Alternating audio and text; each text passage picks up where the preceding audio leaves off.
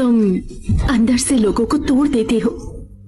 तुम मुझे ये कहती हो कि मैं अकेली बड़ी नहीं हो सकती थी। ठीक है, आज मैं ये जिंदगी आपको वापस करती हूँ।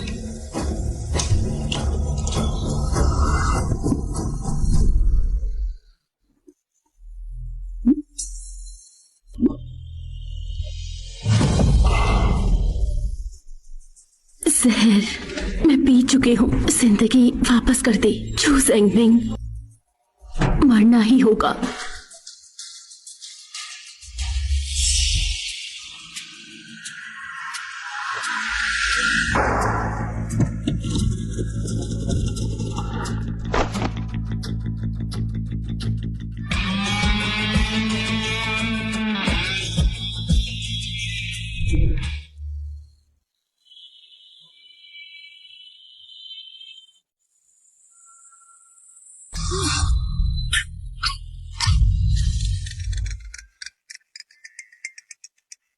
चूमियन, जहर खा के भी फोन उठा रही हो? भागो जितना भागना चाहती हो, लेकिन जब मैं तुम्हें पकड़ लूंगा तो तुम्हें टांगों की कोई जरूरत ही नहीं पड़ेगी।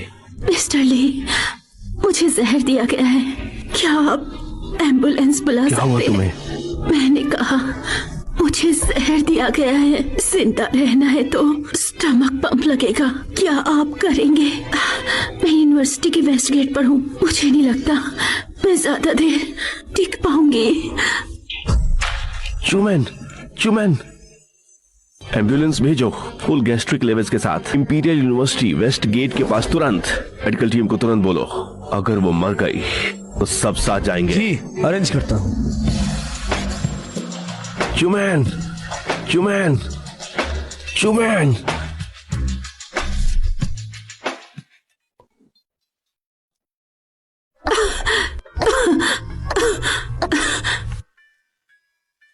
ढूंढना बंद करो। तुम्हारी जिंदगी का फैसला अब तुम नहीं करोगी। जहर खा के सुसाइड भी कर लेती हो तुम? हाँ, तुम्हें पता भी था और बिना झिझक तुमने वो पी भी लिया। हाँ, इतनी जल्दी तुम्हें मरना था? ये तुम्हारा दिमाग और समझ है? अपनी कोई जिंदगी नहीं? अब क्या हुआ, मुझसे बात भी नहीं करोगी अब? Thank you mister Lee. Thank you बोलने तो आता है तुम्हें? मैंने तो सोचा था तुम्हें बचाने पे नाटक करोगी। मैं मरने नहीं जा रही थी, बस किसी का एहसान नहीं रखना तो था। अपनी जान दे के चुकाओगी? बहुत तेज हो तुम। मुझे लगा शायद जहर की थोड़ी आदत रह गई होगी, इतने की हॉस्पिटल तक आ जाऊं, पर सोचा नहीं था कि इतना जल्दी असर करेगा। तुम्हें क्या जहर से प्यार है? बचपन में मुझे पिलाई जाती थी अजीब गरीब तरह की दवाइयाँ। उसने मेरी तबीयत बिगाड़ दी। शायद क्योंकि उस वक्त इतनी दवाइयाँ खाई थी, मेरी बॉडी ने थोड़ी इम्यूनिटी बना ली। विंड आइलैंड जेल के 3 साल में मैंने गलती से काफी जहरीली चीजें खा ली थी। दूसरे मर गए पर मुझे कुछ नहीं हुआ, इसलिए मैं मरने नहीं जा रही थी। मेरे बिना अब तक तुम मर चुकी होती। थैंक यू मिस्टर ली। मैं सच में नहीं जानती आपका एहसान कैसे चुकाऊं। मेरे एहसान का यही चुकाना था कि मुझसे भाग जाना था। अगर भागना होता तो जहर क्यों पीती? सोचिए जरा। वैसे आपकी हिम्मत है कि आप पेट सफाई के बाद भी वहां से भाग जाती। छुटकी एक बात सुन ले, अगर भागी तो परिणाम अच्छे नहीं होंगे। ठीक है, अगर मिस्टर ली को लगता है मैं भागना चाहती हूँ तो फिर मैं क्या वैसे बोलूं? भी मैंने पूरा हॉस्पिटल लॉक करवा दिया है। बॉडीगार्ड्स बाहर खड़े हैं। तुम्हारी ये हालत देख के अब तुम्हारी ये किस्मत है पिंजरे का पंछी बन के रहना। चलो अब आराम करो, वक्त मिला तो देखने आऊंगा।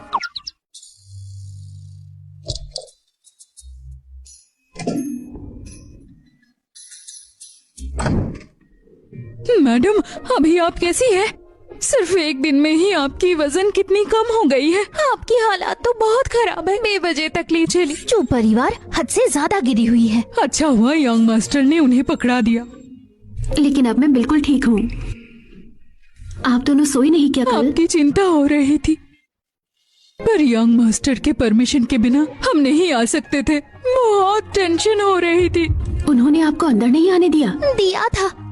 यंग मास्टर कल पूरे रात आपके साथ थे। कहा परेशान मत करो। वो पूरी रात देखभाल कर रहे थे? जी हाँ।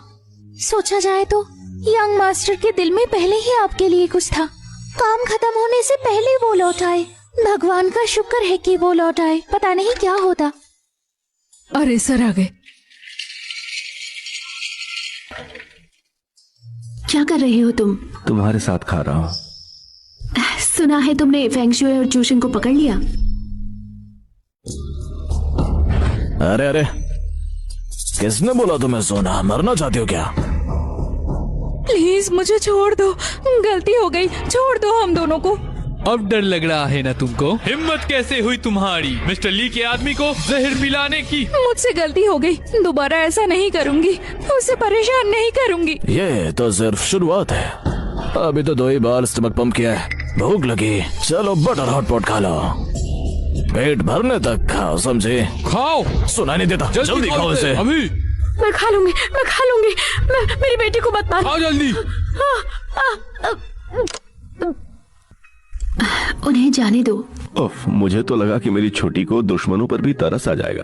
अगर ऐसे चलाएंगे तो ये लोग जल्दी मर जाएंगे। फिर वो जो मैंने सेट किया था सड़क के चूहे वाला सीन, वो कैसे चलेगा? ठीक है, छोड़ देता हूँ उन्हें। पर उससे पहले पेट 2 बार और साफ होगा। 2 बार और जिंदगी भर काम आएगा ना।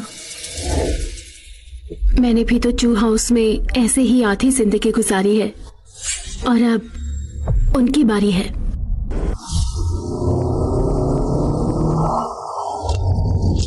निकल जाओ। शशा, मैडम मिस, क्या हुआ? डॉक्टर बुलाओ जल्दी, डॉक्टर बुलाओ। पहले अंदर चलो।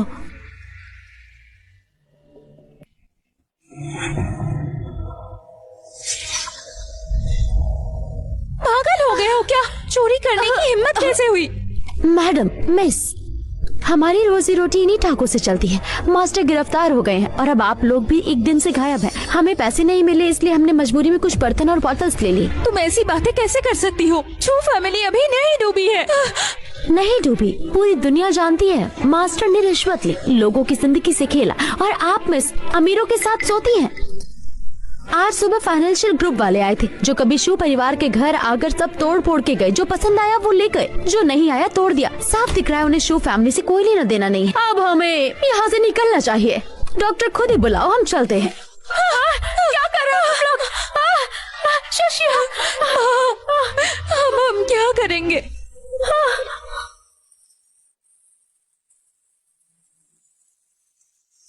मिसेस शो है ना?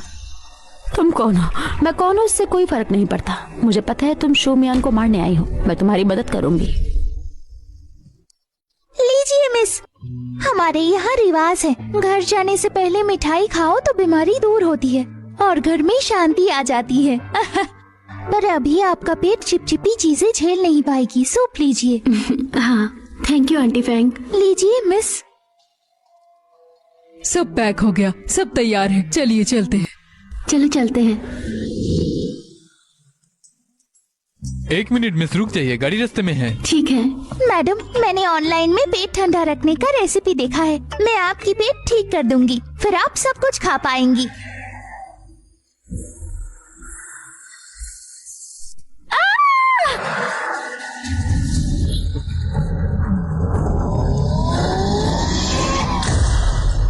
पकड़ो इसे, मिस को कवर करो अभी के अभी। ये गाड़ी कुछ अजीब लग रही है। इसने टर्न क्यों नहीं लिया, सीधा मरने पर उतर आई और फूलों के बेड से टकरा गई। मतलब पहले गार्ड का ध्यान भटकाया, फिर पीछे हो जाओ। मैडम, वहाँ से हट जाइए, मैं बचा लूंगी आपको।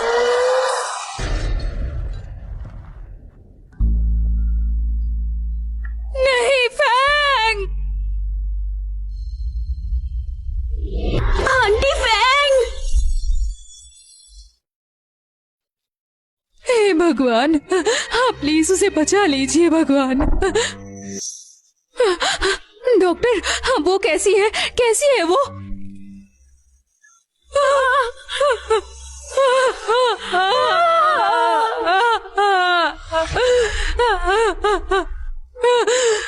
मैंने सोचा था मैं काफी सख्त हूँ, लेकिन मैं तो दूर दूर तक नहीं हूँ।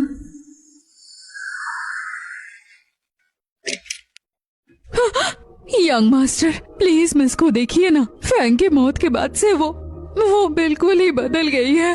ना उन्होंने कुछ कहा और ना एक आंसू गिराया।